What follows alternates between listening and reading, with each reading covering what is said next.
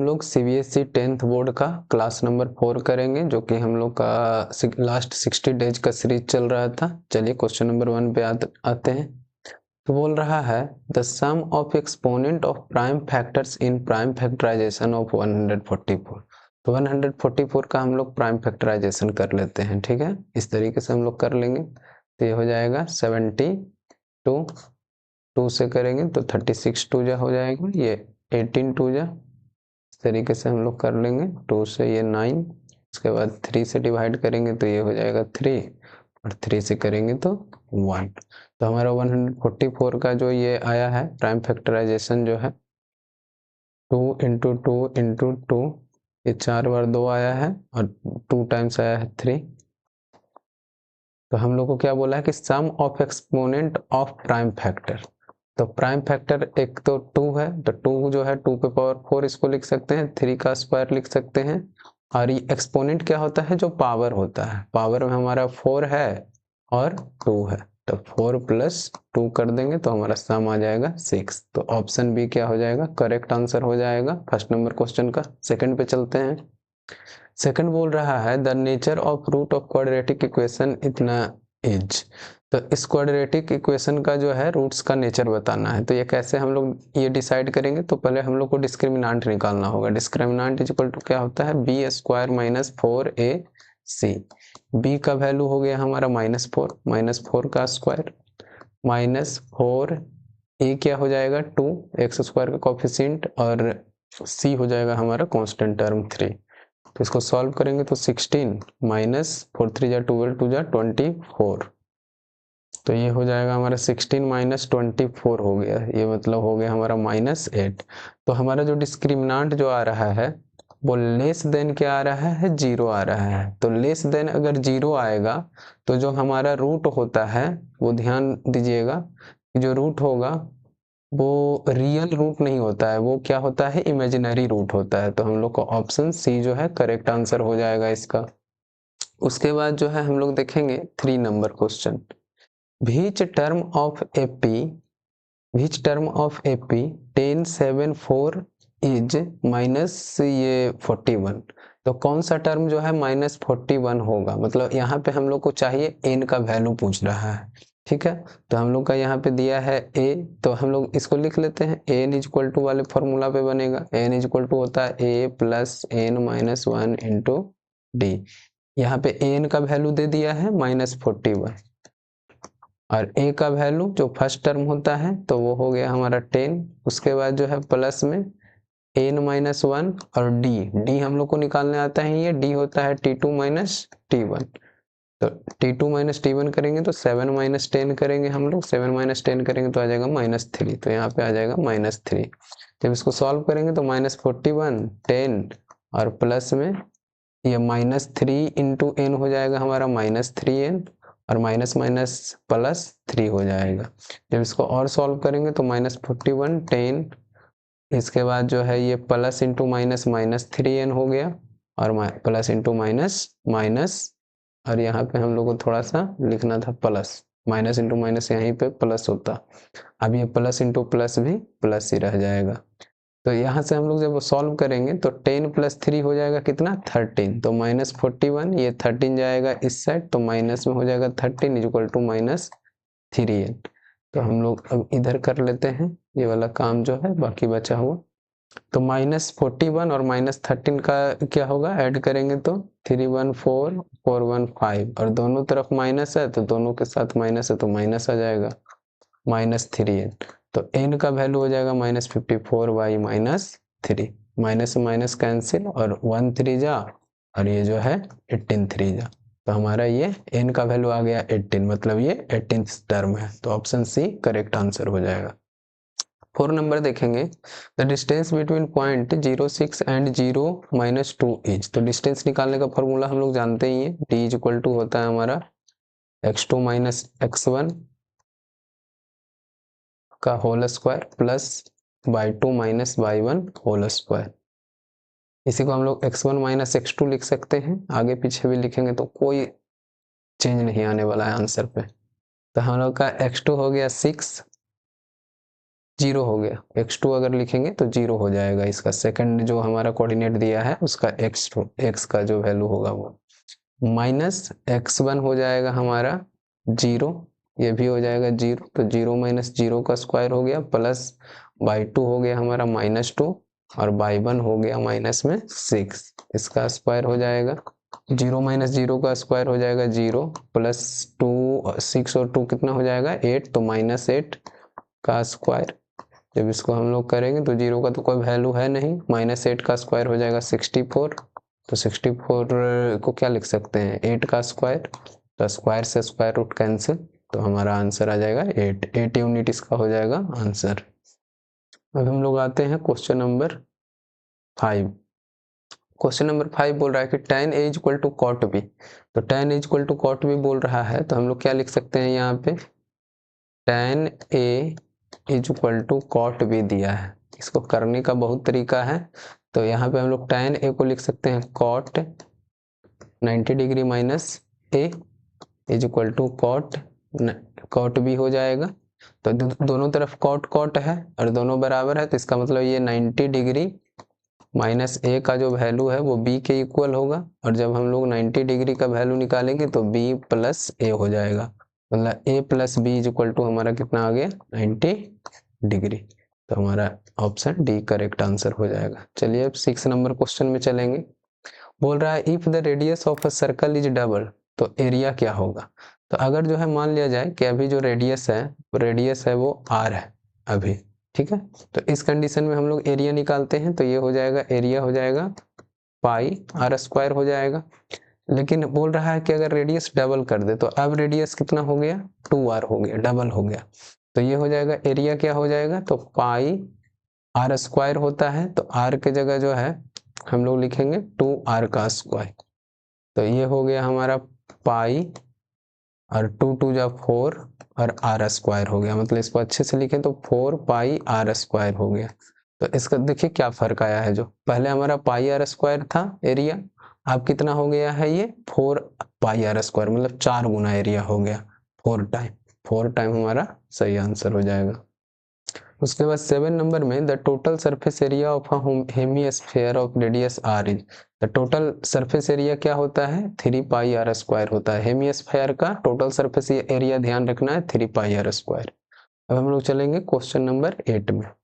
Question number 8 बोल रहा है कि the mean of first 5 prime number is, पहला 5 प्राइम नंबर का जो है मीन निकालने बोला है, तो हम लोग जानते हैं कि मीन इज इक्वल टू क्या होता है, मीन मतलब एवरेज होता है, और एवरेज मतलब क्या हुआ sum of observation by total number of observation होता है, तो हम लोग कर लेते हैं, तो पहला 5 जो है, तो पहला प्राइम नंबर हो जाएगा 2, फिर हो जाएगा 3 के बाद 5 हमारा हो जाएगा, फिर 7 हो जाएगा, और 7 के बाद क्या हो जाता है 11 हो जाता है, बाई टोटल 5 नंबर का बोला है, तो टोटल नंबर ऑफ ऑब्जर्वेशन हो गया 5, अब इन सबको ऐड कर लेते हैं, तो 3 2 5 5 5 10 हो जाएगा, 10 प्लस 7 17 प्लस 1 18 और 10 28 बाई 5, जब इसको हम लोग पॉइंट में लाएंगे तो ये हो जाएगा 5 5 जा 25 और 3 बच गया तो 5.6,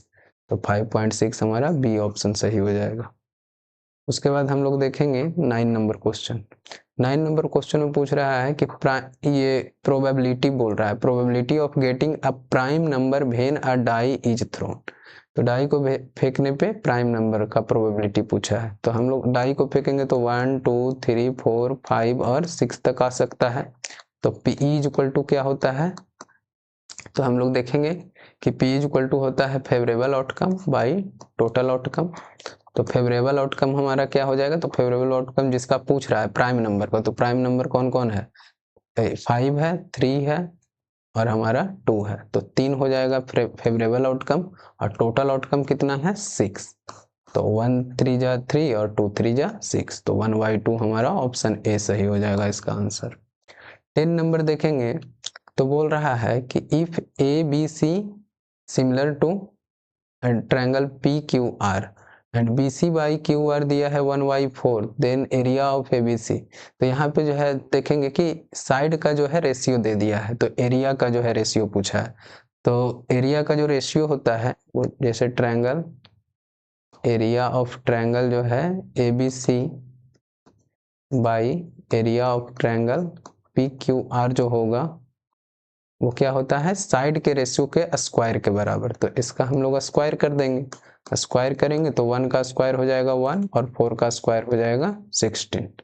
तो ये हमारा जो हो जाएगा 1/16। हमारा ऑप्शन सी जो है राइट ऑप्शन हो जाएगा। अब हम लोग 11 में देखेंगे। 11 बोल रहा है फाइंड द LCM 24 और 36 यूजिंग प्राइम फैक्टराइजेशन मेथड। तो हम लोग फैक्टराइज करेंगे, 24 को फैक्टराइज करेंगे तो आप लोग फैक्टराइज कर लीजिएगा। फैक्टराइजेशन जो हम लोग डिवीजन मेथड से करते हैं तो ये हो जाएगा 2 2 जा 4 और 2 3, 2 2 जा 4, 2 जा 8 और 3 जा 24। और हम लोग वैसे ही लिखेंगे अगर 36 का तो ये हो जाएगा 2 2 जा 4 इंटू 3 इंटू 3। तो हम लोग को LCM बताना है तो LCM क्या हो जाएगा, तो जो भी कॉमन है पहले उसको लिख लेते हैं। तो ये 2 कॉमन हो गया, फिर सेकंड वाला भी 2 कॉमन हो जाएगा, यहाँ पे मल्टीप्लाई का साइन देंगे। उसके बाद जो है ये वाला 2 कॉमन नहीं हो रहा है तो जो नहीं कॉमन हो रहा है उसको भी हम लोग लिख लेंगे मल्टीप्लाई में। और ये 2 3 जो है दोनों में जो है एक एक 3 कॉमन होगा तो 3 लिख लेंगे, और ये वाला 3 बच गया तो इस 3 को भी लिख लेंगे। तो ये हो जाएगा 2 2 जा 4, 2 जा 8, 3 जा 24 और 24 3 जा 72। हमारा LCM आ जाएगा 72। चलिए अब हम लोग 12 नंबर क्वेश्चन की ओर चलते हैं। 12 नंबर क्वेश्चन बोल रहा है कि find the root of quadratic equation 3x² - 2x - 1 = 0। तो हमारा दिया हुआ है 3x² - 2x - 1 = 0। तो सबसे पहले हम लोग कांस्टेंट टर्म को जो है मल्टीप्लाई करेंगे x² के कोफिशिएंट से। तो ये आ रहा है हमारा 3 को हम लोग क्या कर सकते हैं, फैक्टराइज करेंगे तो ये बस 3 × 1 में जाएगा। अब 3 और 1 में ब्रेक करने पे 3 1 को जो है ब्रेक करने पे ऐड या सब्ट्रैक्ट करने पे -2 आ सकता है क्या, तो देख लेते हैं। तो 3 - 1 क्या होता है, 2 होता है। हाँ आ जाएगा। अगर हम लोग क्या करें कि 1 से 3 को माइनस कर दें तो इसको ऐसे लिखेंगे 3x², 1 मतलब x के साथ लिखना है तो ये हो जाएगा प्लस में x और माइनस में 3x, तभी हमारा यहाँ पे -2x बनेगा। और इसको मल्टीप्लाई करने पे जो है ये 3 × -1 -3 आ रहा था तो इसको मल्टीप्लाई करने पे भी जो है -3 इंटू इसके आगे 1 है तो -3 आएगा। तो -1 = 0 लिख देंगे। तो यहाँ से हम लोग क्या कॉमन ले सकते हैं, x को कॉमन ले लें तो यहाँ पे बच जाएगा 3x + 1 और यहाँ पे -1 को कॉमन ले लें तो यहाँ पे हो जाएगा 3x + 1 = 0। अब यहाँ पे 3x + 1 जो है कॉमन हो गया इन दोनों से, यहाँ पे देखिएगा तो बच जाएगा इसमें x और इधर -1 = 0। तो 3x + 1 = भी 0 हम लोग लिख सकते हैं यहाँ से, और x - 1 = भी 0 लिख सकते हैं। तो यहाँ से x का वैल्यू जब निकालेंगे तो +1 जाएगा इधर तो -1 हो जाएगा, 3 मल्टीप्लाई में है तो ये जाएगा डिवाइड में। उसी तरीके से यहाँ से x का वैल्यू निकालेंगे तो x = हमारा आ जाएगा -1 है तो दूसरे साइड जाएगा तो +1। तो हमारा जो रूट्स आ जाएगा, रूट्स जो आया हमारा मतलब जो रूट्स हमारा निकल के आया है वो हो गया हमारा -1/3 और 1 हो गया। उसके बाद हम लोग चलते हैं क्वेश्चन नंबर 13। क्वेश्चन नंबर 13 बोल रहा है कि sum of first 15 multiples of 8। तो ये हमारा एक तरीके से एपी का क्वेश्चन हो गया है। तो देखिए अगर एपी में इसको लिखा जाए तो एपी में लिखेंगे तो ये फर्स्ट 15 मल्टीपल ऑफ 8 पूछा है। तो 15 मल्टीपल ऑफ 8 पूछा है तो हम लोग का ए का वैल्यू तो 8 हो जाएगा क्योंकि पहला मल्टीपल तो खुद 8 होगा। फिर जो है अगर जो है इसको लिखे हम लोग एपी में तो 8 हो जाएगा, उसके बाद सेकंड मल्टीपल हो जाएगा 16, उसी तरीके से 24 हो जाएगा। इसी तरीके से डॉट डॉट डॉट 15 मल्टीपल तक बोला है तो 8 को 15 से मल्टीप्लाई करेंगे तो हो जाएगा 120। मतलब यहाँ से हम लोग का ए का वैल्यू आ गया है। उसके बाद एन या फिर इसी को बोलते हैं एल का वैल्यू हमारा आ गया है 120, लास्ट जो टर्म होता है। और उसके बाद डिफरेंस हम लोग निकाल लेते हैं तो डिफरेंस हमारा कितना आ रहा है जो देख लेते हैं। तो डिफरेंस है हमारा T2 - T1 से निकाल लेंगे तो T2 - T1 मतलब 16 - 8 8 और इसको डायरेक्ट भी लिख सकते थे हम लोग, क्योंकि जो है ये 8 के मल्टीपल पे 8 का मल्टीपल है तो 8 का गैप है।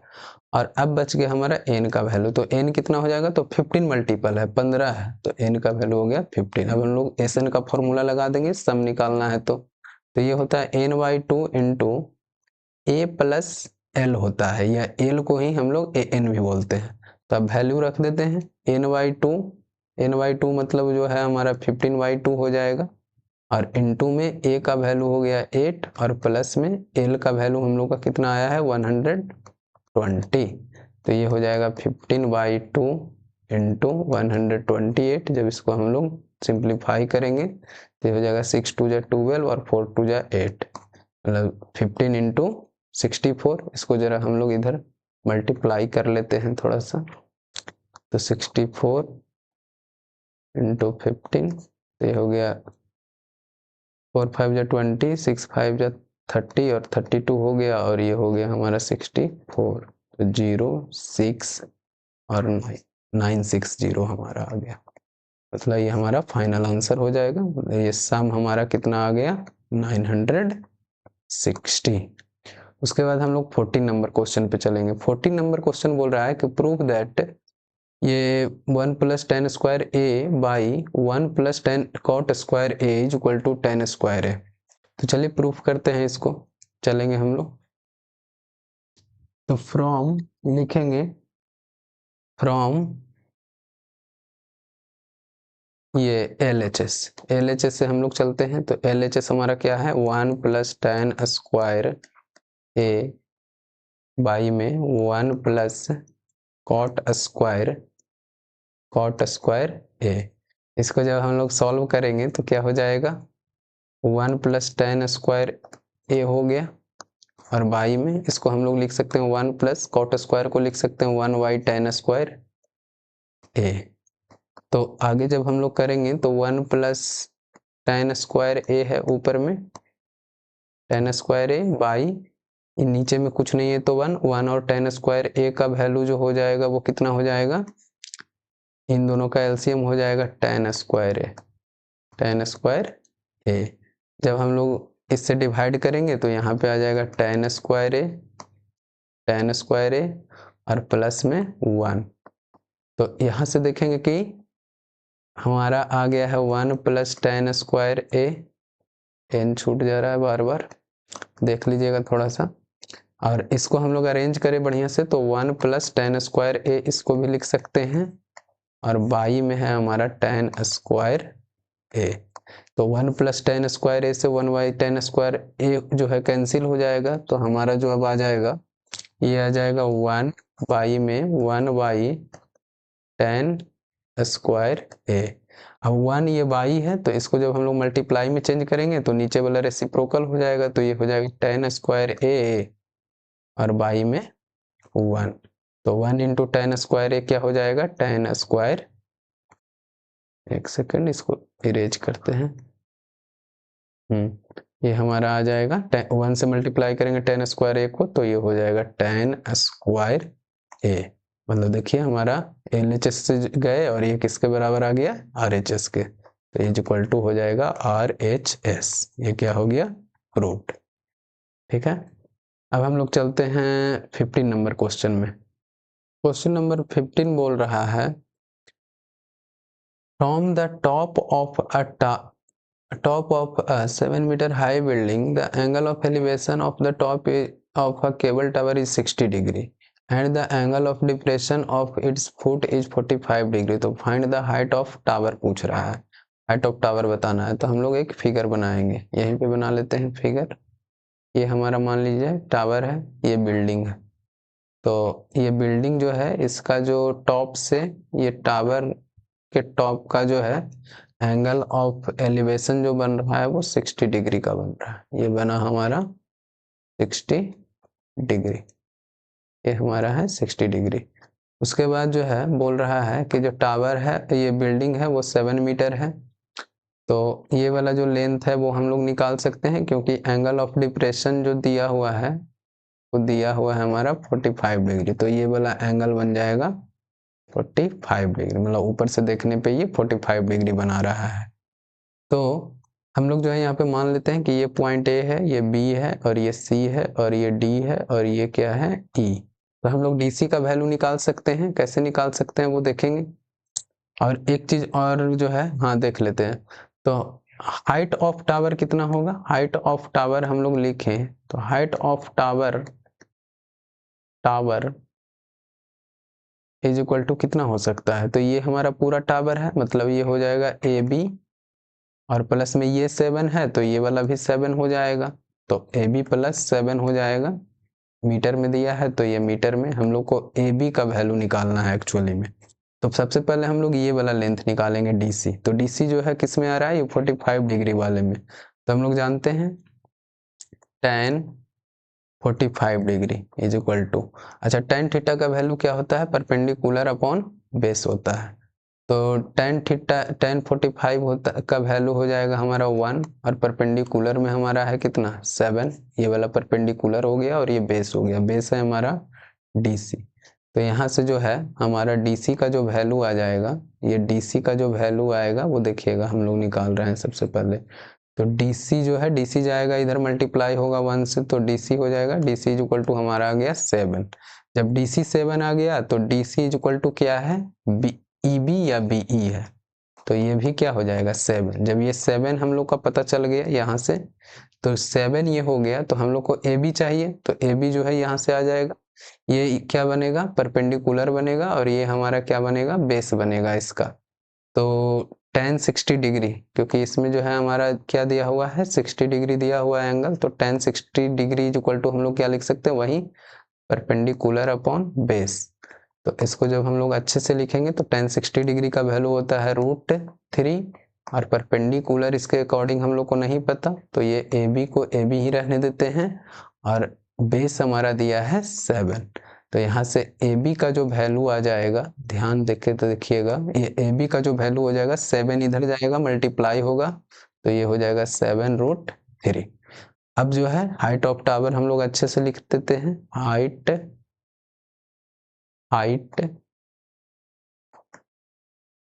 Of tower is equal to क्या हो जाएगा A B plus 7, A B का वैल्यू आ गया है 7√3 और प्लस में 7।